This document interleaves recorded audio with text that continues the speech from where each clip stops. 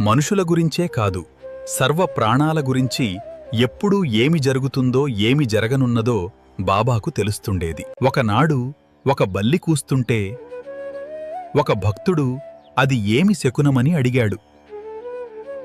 సాయి, ఇందులో శకునమేముంది? ఔరంగాబాదు నుండి తన చెల్లెలు వస్తున్నదని సంతోషిస్తున్నది.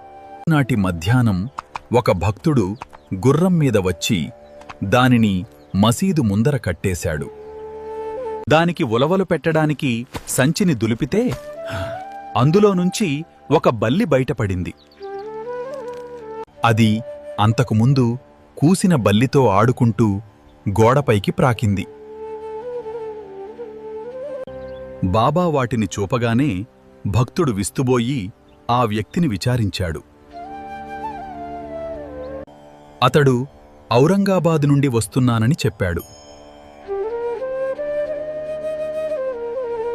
ఆ ఊరి నుండే ఒక మనిషి గుర్రమెక్కి వస్తాడని, దాన్ని మసీదులోనే ఉలవలు పెడతాడని, ఆ సంచిలో బల్లి ఉన్నదని బాబాకు ఎలా తెలుసు? అధ్యాయం 5 సర్వజ్ఞుడు శ్రీ సాయి లీలామృతము. ఓం సాయి శ్రీ సాయి జై జై సాయి. జై సాయి మాస్టర్. గురువారం శుభాకాంక్షలు.